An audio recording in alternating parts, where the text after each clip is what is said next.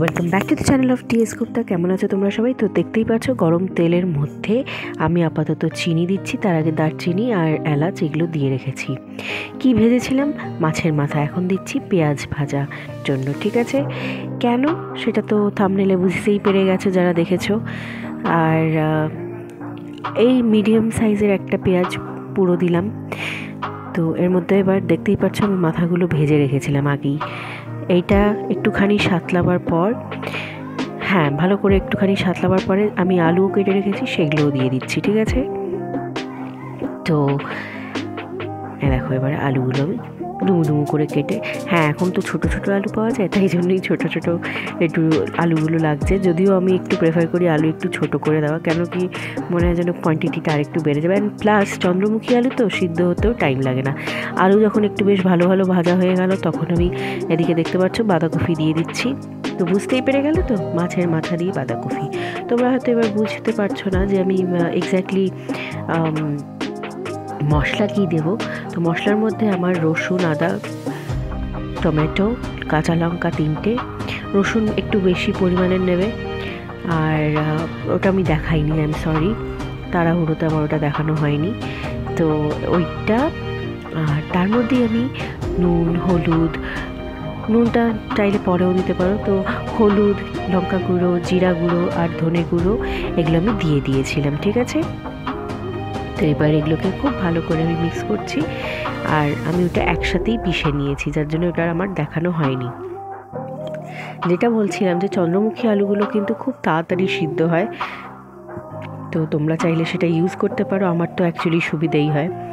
এদিকে যেগুলো ধরো কড়াইয়ে একটুখানি মাছটা ভাজতে গিয়ে, মাথাটা ভাজতে গিয়ে একটু লেগে গেছিলো, সেগুলোকে আমি নিয়ে নিচ্ছি। ঠিক আছে, যখনই দেখবে যে বাঁধাকপিটা বেশ একটু টেনে টেনে আসছে, তখন আস্তে আস্তে তোমরা এবার এই মশলাটা যেটা আমি বললাম সেটাকে অ্যাড করে দাও। ঠিক আছে, এতে কি হবে, যারা এমনি ওই কাদ্দুকাস করে করছে না, তাদের জন্য অনেক ইজি হয়ে যাবে। হাত ফাত কাটার ব্যাপার নেই, কিচ্ছু নেই, অ্যান্ড খুব তাড়াতাড়ি একটা মিক্স হয়ে যাবে। সরি, আমার হ্যান্ডটা একটু ডিস্টার্ব করছে, আমি ওটা কাচিয়ে পুরোটাই নিয়ে নিচ্ছি। ঠিক আছে, এবার এটাকে মিক্স করে নিয়ে খানিকক্ষণ সাতলাবার পরই আমি ওই মাছের মাথাগুলো দেবো, আর ভালো করে স্ম্যাশ করতে হবে। ঠিক আছে, যাতে কাঁটাটার কিছু সেরকম যদি কিছু না পাকা থাকে সেটাও পেকে যায়, যাতে এরকম আমি কি ভুলভাল করছি।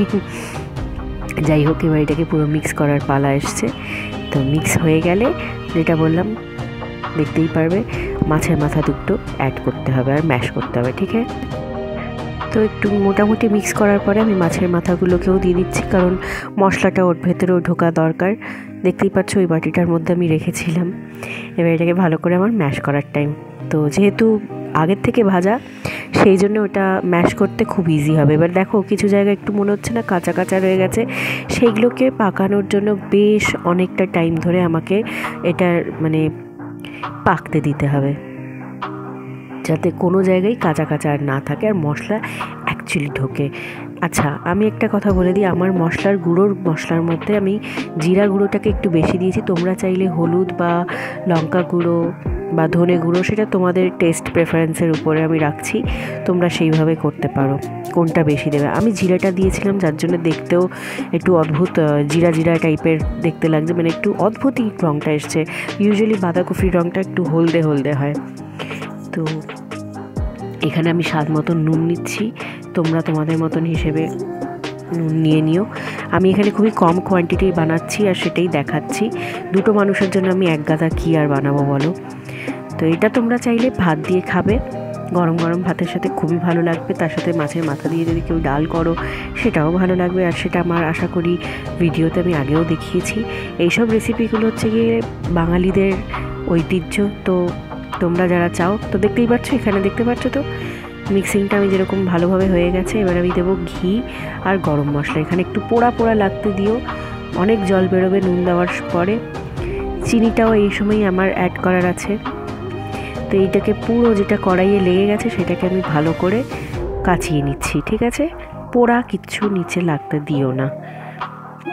আর গরম অবস্থাতেই এগুলোকে খুঁচিয়ে তুলতে পারলে খুব ভালো, সেগুলো ভালোভাবে তুলেও নেওয়া যায়। দেখো আমি ঘি দিয়ে দিলাম। ঘিটা একটু বেশি দেবে, কারণ বাঙালির রান্না তো এই ঝর্ণা ঘি বা এইসব ঘিগুলো খুব কাজে দেয়। এবার দেখো গরম মশলা দিয়ে দিচ্ছি। খেতে সত্যিই সুন্দর হয়েছিল, তোমরা বাড়িতে অবশ্যই ট্রাই করো। আর আমার ভিডিওটা ভালো লেগে থাকলে, ট্রাই করে থাকলে, রেসিপিটাও যদি পছন্দ হয়ে থাকে তাহলে please like, share, comment and subscribe. আর ব্যাস, enjoy it with your family. এই দিয়ে চাইলে পুরো একটা এক থালা ভাত তোমরা খেয়ে নিতেই পারো। আবার যারা পঞ্চব্যঞ্জনের ব্যাপার থাকে সেটা তাদের ব্যাপার, সেখানে আমি কিছু বলবো না। আমি তো এইভাবেও খেতে পারি ভাই। তো আমার মিক্সিংটা দেখতেই পাচ্ছ, আমি একটু বেশিই টাইম নিয়ে নিচ্ছি। তোমাদের কিছুই না, তোমরাও এরকমই দেখবে। আমি অনেক সময় ভিডিও স্পিডে রাখি বলে অনেকে আমাকে পার্সোনালি বলেছে যে এত স্পিডে না রাখতে, একটু ঠিক করে। তো দেখো এবার আমি স্পিডে রাখিনি। স্পিডে রাখার কারণটাও তো আমি জানি, আমার অডিয়েন্স তো একটু তাড়াতাড়ি দেখে হয়ে যায়। এনিওয়েজ, যদি পছন্দ হয়ে থাকে প্লিজ সাবস্ক্রাইব। এটা হয়ে গেছে, থ্যাংক ইউ।